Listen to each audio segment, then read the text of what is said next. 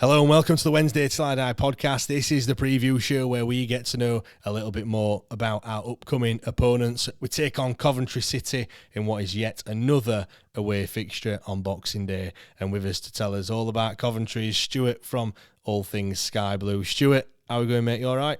Yeah, very well, thank you, very well. Good stuff. Now we are recording this ahead of our home fixture against Cardiff and your game against Sunderland, so depending on when you listen to this, it may well be out of date. Now, before we get on to this season and the players to watch and things like that, let's just roll it back a little bit. Last season, finished fifth. Let's talk about how that season kind of panned out, because it was a weird season for you, really, weren't it? Because you had no win in your first 7, and then you kind of ended up with 16 games with only 1 defeat, and you were absolutely flying, weren't you? Come the end. Yeah, we were. Obviously, we had a lot of issues with the ground, and because we had the rugby sevens on for the was it the Commonwealth Games or something like that? Anyway, that was going on at the time. So obviously, we couldn't really play any home games and stuff. So yeah, it was a little bit hard initially, and like you said, I think we didn't get our first win until I think it was October, maybe something like that. I think going back, and then we found a rhythm, and it was a little bit. It was hard because obviously we had international breaks within that, which was stopping us from gaining any sort of real momentum, and then it took us again a little bit of a game or two to start again, and it weren't really, I suppose, until after the World Cup that the form really changed. And like you said, I think it was around about February time that I think we played like 16 games or something like that, and it was 1-0 loss against Burnley, but everything else was winning and drawing. So we were always picking up points, and that's where we started to really, from February, climb the table, if you like. And I'm hoping we're going to do that again this year and replicate some sort of form like that. It's always hard because obviously I know we're probably going to mention them later anyway. We had Vic and we had Hamer, that were the main sort of vocal point of what we did last season. It was a team game, don't get me wrong, but them two were very instrumental of our team and what we set up like. And obviously we played 3 at the back. We had wing backs that were bombing up and down.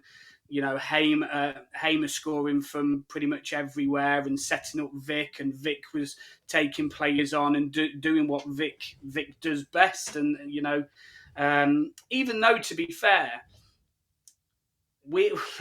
some of our fans, including me probably as well, are still very critical of him slightly, even though he scored a lot of goals, and he scored 21 goals in all competitions, I think it was, or maybe slightly more, but he still didn't get golden boot. That went down to Akpom for Middlesbrough.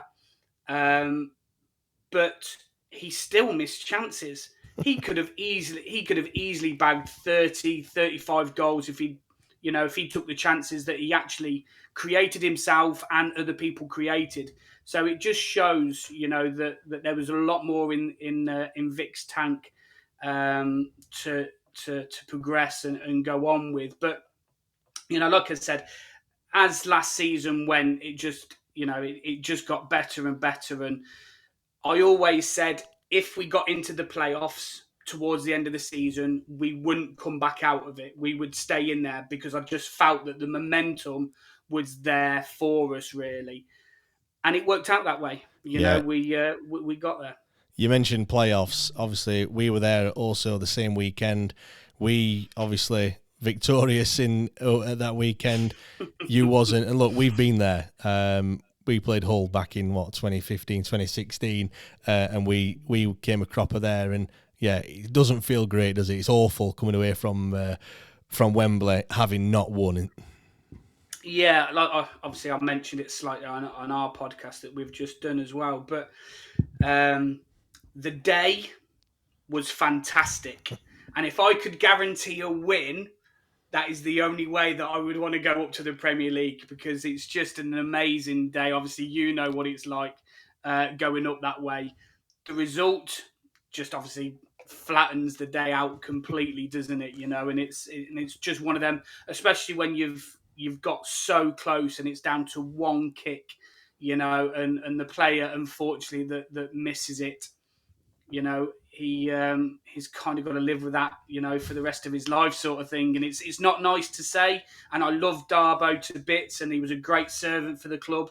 I think it was always because obviously we released him in the summer anyway, and it kind of looks a little bit like we released him because he missed that penalty and we didn't get up. It's not that at all. His contract, I think, was running down slightly as well, and they just took the option not to renew, which, if I'm honest, was probably the right call, because he was, with injuries and stuff as well that he's had over the past few years, his performances were starting to regress a little bit and not be the Darbo of the League One that absolutely tore it up completely. Yeah, like I said, we've been there, done that, got the T-shirt as well.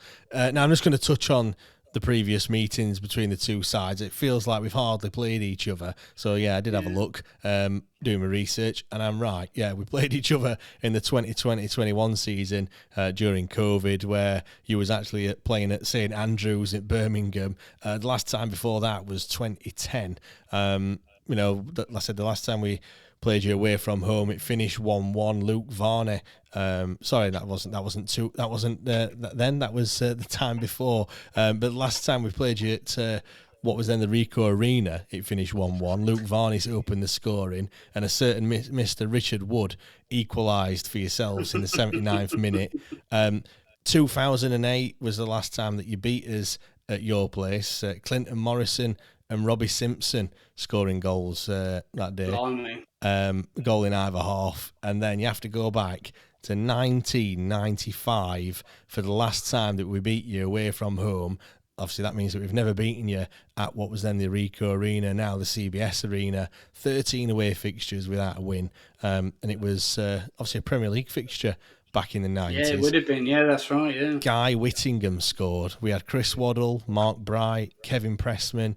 You had John Phelan in goal, John Solarco, Gordon Strachan, and Peter Unlove as well, who people will remember from his time at Sheffield United. So, yeah, absolute blast from the past, that one. So, Coventry away is not a fixture that we look forward to if you're going to go by the history. we do, obviously. Well, yeah, of course you do. Yeah, exactly. It does seem when you look at it that we beat you at our place and you beat us at yours. It does very much feel that way. Yeah, definitely. Let's talk about the manager then, Mark Robins. Been there since 2017. He's got to be one of the longest serving managers in the EFL now. He's won your League Two playoffs. He won League One as well. Guided you to a playoff final last season. He must be regarded as a legend, surely. Yeah, he is. He's up there for probably most fans as being, legend and, hero and everything else. All he to be in the realms of absolute God, if you like, he really needs us to take us to the Premier League, which he nearly did. But for me personally, the guy is brilliant.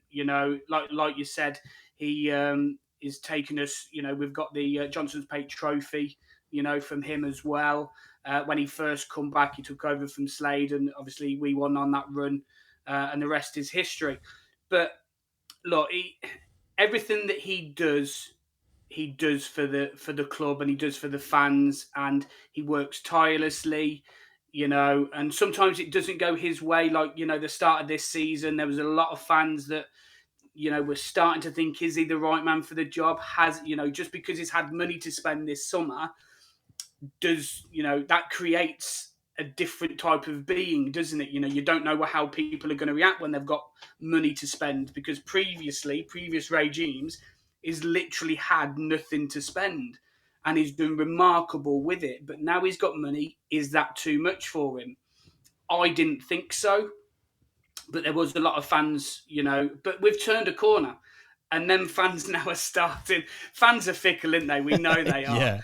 We know what fans are like anyway, from any club, let alone Coventry City. But, we're starting to turn the corner a little bit, and Robins have got some of the fans that were slowly starting to eke into his sort of regime a little bit. They're starting to come back a little bit now, but for me, I don't want him to go anywhere. Like you said, he is the longest serving manager now in the EFL, I believe. Is he right? Okay. Yeah, I think he was up there with Mowbray, but Mowbray's gone now. He's left Sunderland, and there's been a high manager turnover this year. I think there's been 9 or 10 already. When we're not even into January yet, where chairmans normally get a little bit more twitchy, don't they? Because they can spend a little bit and things like that. But yeah, no, for me, he will have a statue. Regardless, it'll be next to Jimmy Hill, and he will have a statue. How would you describe the brand of football then that Mark Robins has Coventry playing this season? Well, this season, obviously, we started off this season the way we finished last, and that was playing 3 at the back with wing backs. And initially, against the first game against Leicester, it worked brilliantly. When we thought, right, okay, few additions, and we're flying up that league. We had a really good game against Leicester. Probably should have won if it wasn't for the class of Dewsbury Hall, who's a Premier League player. We probably would have gone and won it. Unfortunately, we didn't. But we thought again that we had a system that was going to work for us. Results, our first home game was against Middlesbrough. We won 3-0, convincing win. Quite shocked as well, because obviously we played them about 3 or 4 times towards the end of last season as well. So we thought that would be a little bit harder, but both teams were in transition, and we just thought that we absolutely played them off the park. We were brilliant that day. But after that, it kind of went a little bit weird. And the performances weren't there. It felt like the team wasn't being galvanised. And we just thought that something wasn't right. We weren't being overturned. We were probably in every game. But the performances that we were used to just didn't happen. And it was a little bit harder to take, really. But there was a game against QPR, I think it was. QPR or Preston, I think, at their place. And he changed it at half-time, very early for Robins, because normally he's a little bit of a later manager in terms of when he makes his substitutions. But he changed it to a back 4. It might have been QPR, and then we went on to win 2-0. Ellis Sims, who obviously we'll probably mention a little bit later on as well, scored 2 goals, and we thought that he'd kick on as well. And then the performances again weren't quite right, even though we went to a back 4, a little bit more solid. And then it was a home game against Stoke. And he made a few of the changes. He brought Brad Collins in goal. Played with the back 4, played with the 2 centre-halves and Collins, the goalkeeper, played at Barnsley together, who went in the League One. Was it League One? Yeah, League One playoffs. And, they played well together. And slowly and surely, they're getting better and better and better. And the past 2 games that we've had, one against Southampton at home and one against Leeds away, were 2 fantastic results for us. And it just shows that we've started to turn a corner and we can actually compete now with the ex-Premier League boys, if you like. And that's showing us a little bit more confidence. And, going into every game, if we can build on that confidence a little bit, we'll be up there. We will be up there. I've got no doubt. Let's touch on that form. You've already mentioned a few of those games. Your last 5, it's 2 wins, 2 draws, and 1 defeat. Your draws, as mentioned, Leeds and Southampton. Wins came against Birmingham and Plymouth, and the 1 defeat in your last 5 was against Ipswich, who are absolutely flying at the moment. You've already touched a little bit on those performances. What were they like? Did you deserve those wins that you got, those points that you picked up, or were you quite lucky in some of them? Well, look, funny enough, right? The Ipswich game, for some reason, he tinkered with, and he played. He was kind of. He played a 4 at the back, but he played a 5 in midfield. Wasn't necessarily the right 5 that we thought, and played 1 up front, and it didn't really considering how well we played against, I can't remember the team that we played against before Ipswich, but I think we won that game.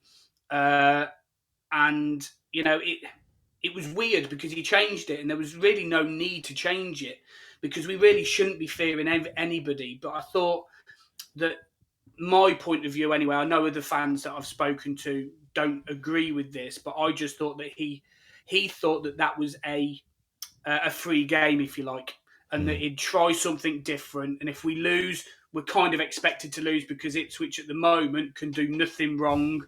They are. Look, I don't want to take anything away from Ipswich with what they're doing, but everything they're doing at the moment seems to be going their way. Like their goal, for instance, their second goal, it was a brilliant goal, not taking anything away from him, but he hit it with the outside of his foot and it just went into the corner beautifully. On another day, if it's not going your way, that hits the bar or goes out, doesn't it? But everything they're doing at the moment is striking gold for them. But after the Ipswich game, he reverted back to what we knew. And again, that's where the performances have changed and they've come in. And like I've said, that they've been getting better and better and better with each game. The centre halves are winning everything, are being really dominant. The midfield are combative, and and we like to play football. We played football last year. The quality of play has probably gone up. I think we're in a little bit of a false position, if I'm honest, because we have been in games, like I've said, but the performances haven't been there. If we perform, we either draw or we win the game. It's as simple as that for me personally. We're a top 8 side. Whether we can creep in again with the amount of people that we've had in the summer and the turnover that we've had, and like I've said, losing Vic and Hamer as well, whether we can push into that top 6, I'm not sure this year because it is, I think really we're only playing for 2 places, aren't we, in that top 6, if I'm honest. Yeah, it looks like it that way. Yeah, Leeds and Southampton have, unless something drastic happens, I think it's going to be them 4 somewhere up there and then the other 2, if I'm honest. But look, if we're there or if somebody else is there, Leeds can be gotten at. They have lost. We should have beat Leicester. If they happen to drift off and just come back into that playoff mix, I doubt it. But you never know. Ipswich, their run can't last forever, can it? Come on, jeez. But well, look, you'd like to think that, but I keep thinking that every week. Well. I keep thinking that every week, and every week they keep picking up another win. They do. Fair play to them. I'm going to talk about some players to watch before I test your knowledge on players that have played for both Coventry and Sheffield Wednesday. A player that I've picked out, he's got 6 goals so far this season, is Matt Gagen, 32 years old. He's played over 100 games for Coventry. He's been a good servant for you boys over the years, hasn't he? Oh, brilliant. Absolutely fantastic. For me, he's probably still the best finisher at the club. And a lot of fans say that as well. Haji Wright actually is on 6 goals as well now. Look, Gagen hasn't really been featuring because the form of Ellis Sims has turned around a little bit as well. Against, I think it was against Birmingham, he wasn't in the squad because his wife's just given birth to their second child. So congratulations to him again if he listens to this. But yeah, it's a little bit of a weird one with Gagen really because he is the best finisher, and on his day, I would have him in the squad. But with the way that we've set up now with playing a 4-3-3, it doesn't really allow him to come in because even though he has got energy and he probably could play in one of them wide slots, they're pretty much taken up because Sakamoto is just absolutely flying at the minute and one of our best players. And Haji Wright, like you said, is on 6 goals as well. He has got 2 assists within that. It just leaves one spot for 2 players. And at the moment, Sims has got that spot. But he's a great player to have coming off the bench because, like I said, he does give you that energy, and he does know where the goal is. Yeah, another player that's not featured much, but due to injury. But I'm sure you would have, if he was available, he would have played a hell of a lot more. Is Callum O'Hare? He's only 25. I saw him against Birmingham when you were on Sky, and I think he got either 1 or 2 goals that day. I can't remember, but he looked a handful, a real handful. And yeah, you've probably missed him, haven't you, with injury this season? Yeah, to be fair, obviously, it's not necessarily what he brings in terms of goals, because last year, if you'd spoken with anybody, his only criticism was he didn't score enough goals. But if he could score goals, he would have been gone in the summer. There's no doubt about that. But if he can add that to his game, like hopefully he has, then yeah, definitely is destined for bigger things. Hopefully with us, if we can get up there. But it's his infectious. The way he is, his confidence, we've missed, he seems to be a little bit more of a leader this year. With the few games that he's played, he just seems to be orchestrating and telling a few of the younger players and where to go and what to do, sort of thing that I've noticed. And his confidence is just exuding everybody else, and his enthusiasm for us and playing is just so infectious that I think that's what built us up as well. So, like you said, our form coincides with him coming back and just bringing that infectious excitement and aura around him, and obviously is a natural talent as well. Yeah. Right. Let's test your knowledge then on those that have played for both Sheffield Wednesday and Coventry.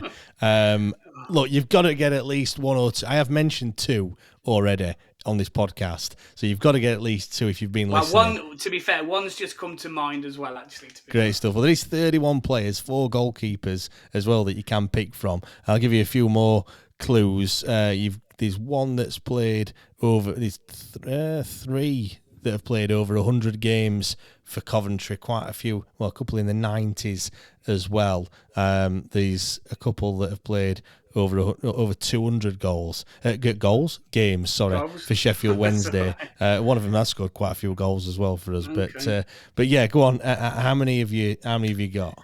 Right, so Kieran Westwood. Yes, the absolute legend for us. Fantastic. Yeah, legend for us as well. Brilliant. Yeah, great goalkeeper. Go on. I want to say Reda Johnson. Reda Johnson, yeah, he's fantastic. He's still a Wednesdayite as well. Scored so many goals for us as well. More prolific for us than Jordan Rhodes, believe it or not. Really? He was, yeah, more goals than him. When we first had Reda, all we wanted him to do was just go up for a corner, because you just put it on his head and it's going in that goal. The guy was just an absolute machine on corners, and I loved him. Unfortunately, injured when he came to us, plagued him a little bit, and he didn't play as much as we wanted him to, really. But when scored he played, you 8 goals though in those 33 games. Absolute legend. He's brilliant. I loved him when he was here. One of my favourite defenders that City have ever had, because, like I said, going up for corners, he just nutted them in. He was brilliant. Any more? There probably is, and there is. There's another 29 to pick. But I'll probably kick myself when you start saying them. I've mentioned one. I've mentioned 2 actually that you've not picked up on. One of them scored. Richard Wood. Yeah, that's another one. Richard Wood. I remember that one. Came through our academy, of course. And there's another one that I've mentioned as well. He's now a pundit. Not Morrison. Clinton Morrison as well. Morrison, that was the other one. I'll put you out of your misery. I'll whiz through some of the others. Wayne Andrews, Peter Atherton played over 200 games for us. Graham Barrett, only 6 games for us, but 55 for yourself. Leon Best was one that's played quite a few games for you. Mikel Bischoff. I mean, that would have been, if you'd have got that one, absolute top trumps.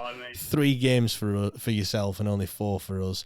Jay Bothroyd, he's played for literally every club in the EFL, I swear, and he was awful for us.